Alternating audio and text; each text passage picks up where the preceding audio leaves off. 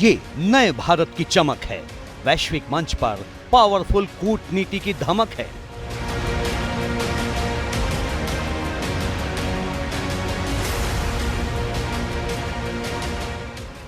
दिल्ली के दिल में डिप्लोमेसी का ये वो अंदाज है जिसके आगे पूरी दुनिया नतमस्तक है।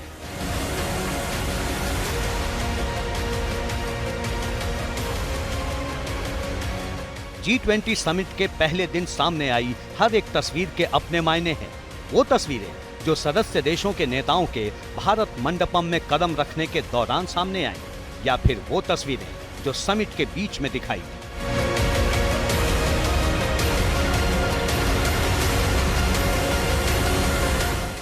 वैसे तो भारत के नजरिए से हर एक तस्वीर बेहद खास है, लेकिन G20 को विस्तार देने वाली इस तस्वीर ने साफ तौर पर भारत को ग्लोबल साउथ के नए लीडर के तौर पर स्थापित कर दिया है।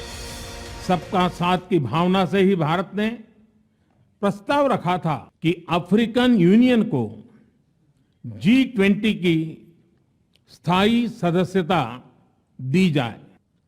आप सबकी सहमति से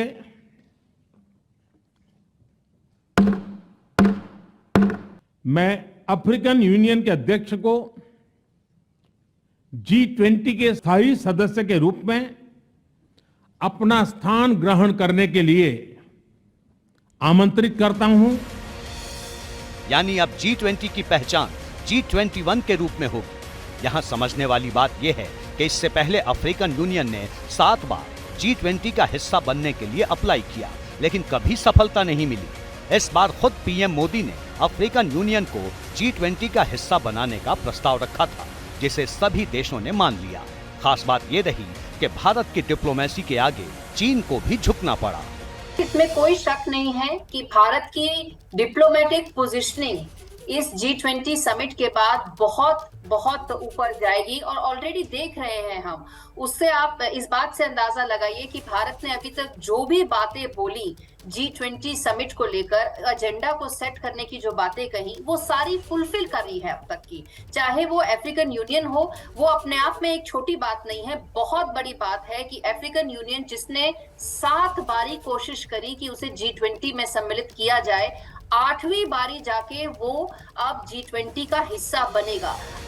ये पावरफुल कूटनीति का ही असर है कि G20 के घोषणा पत्र में जियोपॉलिटिकल विषय के शामिल होने के बाद भी भारत सर्वसम्मति बनाने में कामयाब रहा। जबकि बैठक से पहले तक रूस और चीन ने जियोपॉलिटिकल विषय को शामिल करने का विरोध किया था। 37 पेज के घोषणा पत्र में 4 बार यूक्रेन का जिक्र किया गया है। नई Delhi G20 leader summit declaration पर सहमति बनी है। मेरा प्रस्ताव है कि इस लीडर्स डिक्लेरेशन को भी एडॉप्ट किया जाए। मैं इस डिक्लेरेशन को एडॉप्ट करने की घोषणा करता हूं। They dwelt on the ongoing war in Ukraine and the impact it has had, especially on developing and least developing nations still recovering from the pandemic and economic disruption. The 3 F's, food, fuel and fertilizers, were issues of special concern. खास बात यह भी है कि जिस घोषणा पत्र को लेकर समिट से पहले तक संदेह बना हुआ था, वो समिट के पहले दिन ही पास हो गया। G20 समिट के पहले दिन पहले सेशन में वन अर्थ, जबकि दूसरे सेशन में वन फैमिली के एजेंडे पर चर्चा हुई।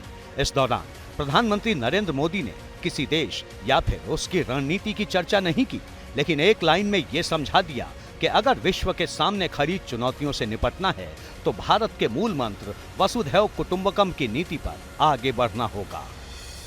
इस ग्लोबल ट्रस्ट डेफिसिट को एक विश्वास, एक भरोसे में बदले, यह हम सभी के साथ मिलकर चलने का समय है। और इसलिए सबका साथ, सबका विकास, सबका विश्वास, सबका प्रयास का मंत्र हम सभी के लिए एक पथ प्रदर्शक बन सकता है। G20 समिट के पहले सेशन में प्रधानमंत्री नरेंद्र मोदी ने वन सन, वन वर्ल्ड, वन ग्रिड पर जोर दिया। पीएम मोदी ने G20 के सदस्य देशों को सुझाव दिया कि आने वाले वक्त में फ्यूल ब्लेंडिंग के क्षेत्र में मिलकर काम करना होगा।